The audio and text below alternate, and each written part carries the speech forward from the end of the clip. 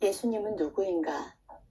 세이어즈의 말처럼 모든 책은 작가에 의해 쓰여지지만 독자에 의해 읽혀지고 해석되어짐으로 완성된다고 볼 수 있습니다.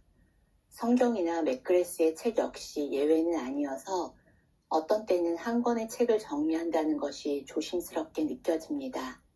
특히 예수님과 성육신에 대한 부분을 다룰 때 될 수 있는 한 작가의 의도와 본문의 내용을 정확히 옮기려고 노력했습니다. 자, 그러면 알리스터 맥그레스가 말하는 예수님을 만나러 가보시죠. 나는 예수 그리스도를 믿는다는 고백.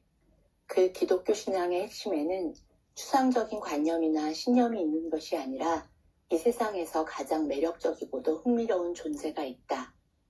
나사렛 예수에 대한 깊은 개인적 신뢰라는 주제는 기독교 사상의 긴 역사 속에 계속해서 흐르는 주제다.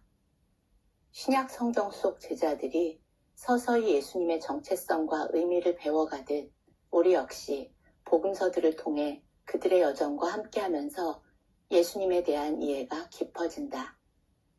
믿지 않는 이들조차도 예수님의 삶에는 매료되기도 하며 그를 4대 성인의 반열에 두기도 하는데 예수님의 역할은 단지 좋은 충고를 주는 선생님의 역할이 전부가 아니다.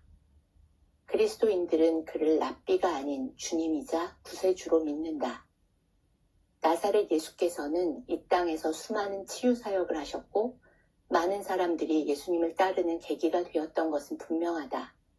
그러나 치유는 그 자체로도 중요하지만 구원의 전체 과정에 대한 비유로 볼 수 있다. 즉 하나님이 원하셨던 모습으로 창조 세계와 인류가 회복되는 것이 치유이다. 중풍병자를 고치신 사역을 주목해보자. 우리는 이 사람의 죄가 용서받았다고 예수님이 선언하셨을 때 의미를 놓치기가 쉽다. 그러나 그 자리에 있던 모든 유대인들은 그 의미를 알았다. 유대인들은 오직 하나님만이 죄를 용서하신다는 사실을 알기에 적지 않은 충격에 빠졌다. 누군가가 하나님의 권위를 선언한 것이다. 이것은 예수님의 정체성에 어떤 의미를 가지는가?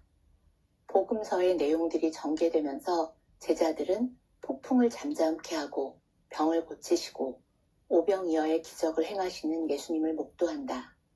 도대체 이런 일을 할 수 있는 그는 누구신가? 그러나 이야기는 이상한 방향으로 전개된다. 마치 전쟁 영웅과 같은 환호를 받으시며 입성하신 예루살렘에서 그는 유대인 대제사장과 서기관들에 의해 고발당했고 죄의 형을 받아 십자가에 달리셨다. 예수님이 자신들의 목전에서 잡히시고 돌아가시는 것을 본 제자들은 무너졌고 절망했다. 십자가형은 서서히 사람을 죽이는 형벌로 누구도 그렇게 죽고 싶지 않을 정도로 고통스러웠다. 그래서 로마인들은 반란을 막고자 그 방법을 택했다. 또한 종교적 차원으로 유대인들은 나무에 달려 죽는 것을 하나님의 저주로 믿었다. 그러하기에 십자가에 달린 메시아란 그들에게 상충되는 개념이었다. 유대인들은 메시아가 승리의 정복자이길 원했고 그리스인들은 지혜로운 사람을 원했다. 그러나 기독교 신앙의 중심에는 구원하기 위해 고난을 감내한 십자가에 달린 메시아가 있다. 그렇다면 십자가형이 무엇을 바꾸어 놓았으며 그것이 왜 중요한가? 예수님의 십자가 사건은 우연이 아닌 예언의 성취이다. 구약 성경이 죄를 어떻게 이해하고 또 하나님이 그것을 어떻게 다루신다고 말하시는지에 주목해보자. 예수님은 장사한 지 사흘 만에 다시 살아나셨다. 패배라고 절망했던 그 순간이 구원의 순간으로 변했다. 성경은 예수님의 부활을 본 첫 번째 인물로 3명의 여인을 쓰고 있다. 가부장제 사회에서 여인의 증언은 아무런 효력이 없었음에도 마가는 그 사건의 신뢰성을 높이기 위해 사실을 조작하려 들지 않았다. 나사렛 예수의 이야기가 이렇게 극적으로 전환된 것은 기존의 어떤 유대교적 사고와도 맞지 않았다.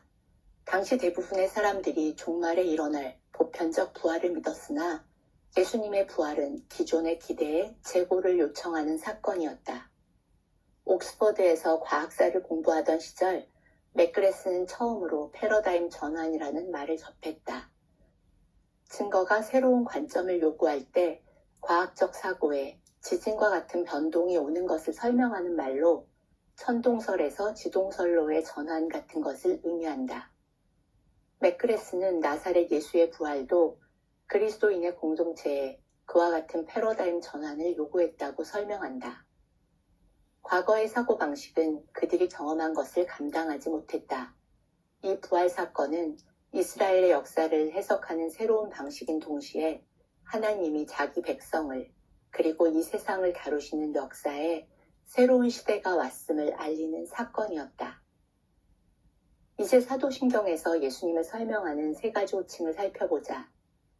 나는 하나님의 유일하신 아들, 우리 주 예수 그리스도를 믿습니다에는 세 가지 다른 호칭이 등장한다.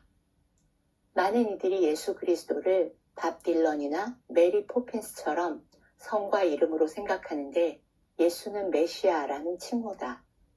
그리스어 크리스토스는 히브리어 메시아의 번역으로 문자적 의미는 기름 부음을 받은 자, 즉 왕으로 여겨졌고 사울과 다윗이 그 시초라고 할 수 있다. 그렇다면 메시아는 언제 오는가? 유대인들은 바벨론 포로 귀환 후 새 나라가 세워질 때로 기대했다. 그러나 바벨론이 쇠하고 페르시아가 망하고 알렉산더의 시대가 끝나고 프톨레마이오스와 셀레우코스 왕조의 지배가 계속되어도 메시아는 오지 않았다. 사람들은 세례 요한의 등장을 전환점으로 보았고 그의 선포에 등장하는 내 뒤에 오시는 이를 기대하고 소망했으나 그것은 다분히 정치적 관점이었다.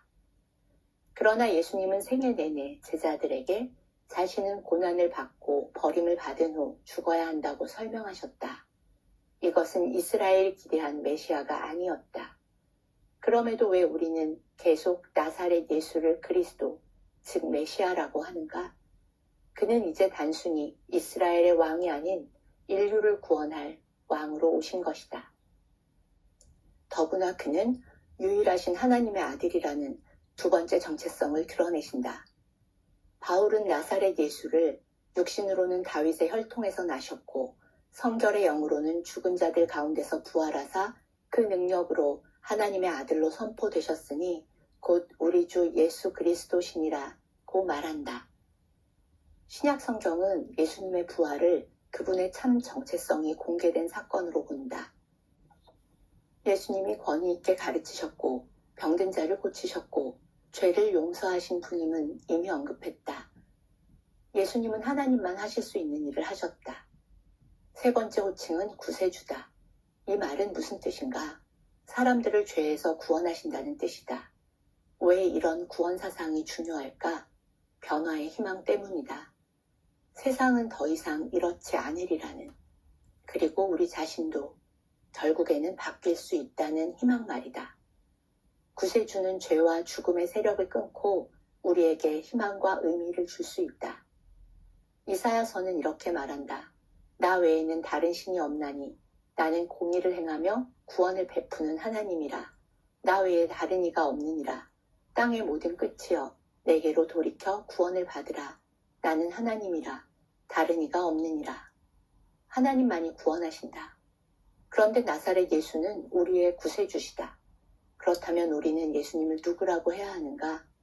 예수님이 정말로 구원하실 수 있다면 그분은 누구여야 하는가? 나사렛 예수의 부활은 예수님의 사역이 던진 단서와 암시들을 확인해 주었다. 즉 예수님은 정말로 하나님의 아들이었던 것이다.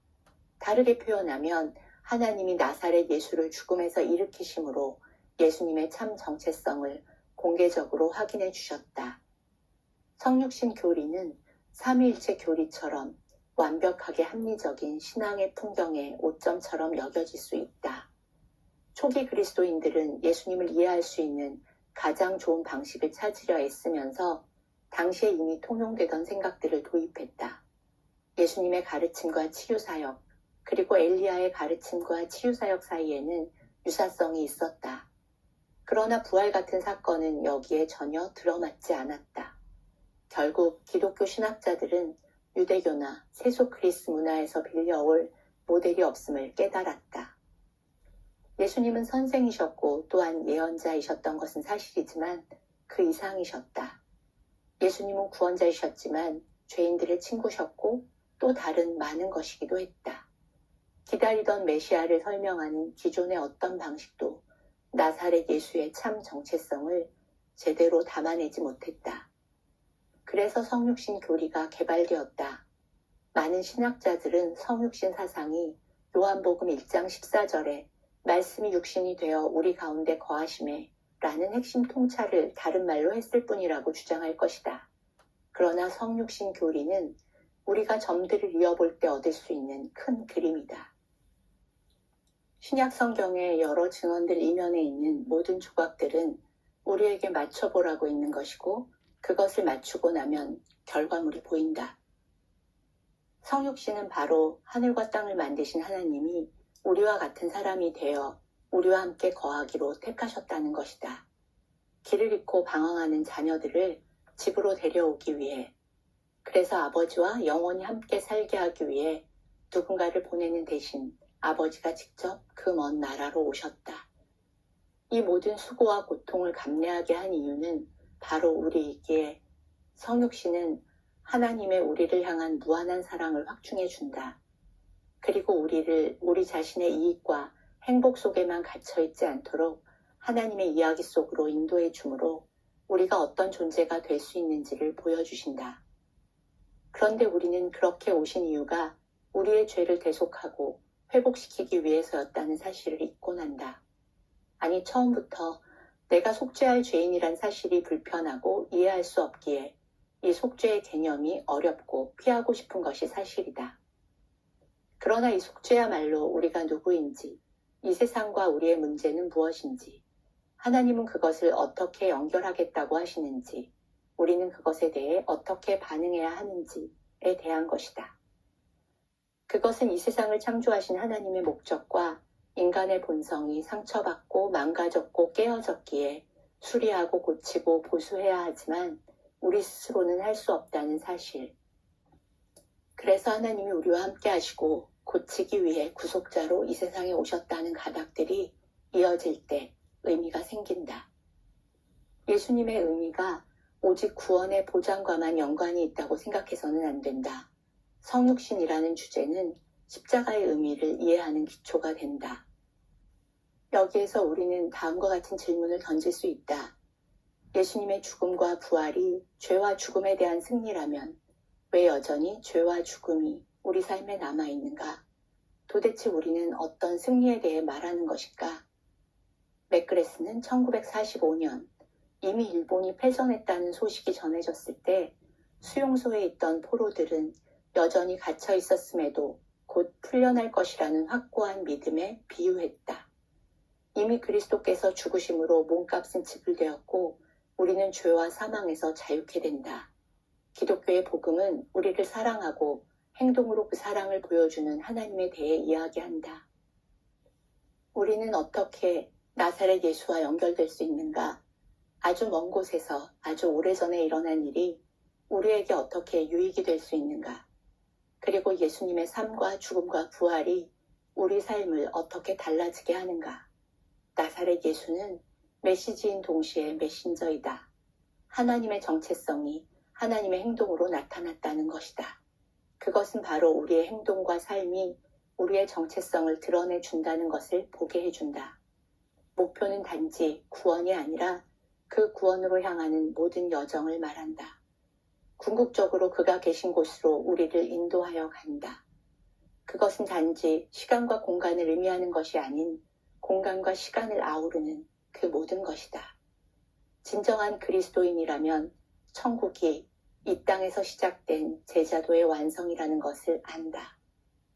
예수님을 통해 하나님은 우리가 결코 스스로는 성취할 수 없는 것들 혹은 결코 살 수 없는 것들인 용서와 화해와 영원한 생명에 대한 소망을 받고 소유할 수 있게 해준다. 믿음이란 은혜로우신 하나님을 향해 뻗는 빈손이다. 이제 우리는 우리 삶에 의미를 주고 우리가 무엇을 해야 하는지 알게 도와주는 더 큰 무엇의 일부가 된다. 기독교의 은혜는 우리 혼자 그것을 하는 게 아니라고 분명하게 말한다. 하나님이 우리를 도와주신다. 은혜는 우리가 나사렛 예수를 닮을 수 있게 예수님이 우리에게 주시는 능력이다. 우리가 그리스도를 묵상할 때 우리는 우리의 죄를 대면하게 되고 더 나은 사람이 되려고 노력하게 된다. 선해지려는 모든 시도는 죄의 세력을 깨는 것과 하나님의 능력을 덧입는 것 둘 다를 포함하는데 이 모두가 예수 안에 있다. 예수님을 믿는다는 것은 그가 우리 삶에 미치는 영향력, 바로 그 유익을 아는 것이다. 제자가 된다는 것은 예수를 더 닮아가도록 옛사람 아담을 십자가에 못 박아 죽이는 일이다. 이 새로운 복종, 새로운 삶의 방식은 우리 혼자서는 할 수 없다. 선한 일을 시작하시니가 끝까지 도우시고 이루어 가신다.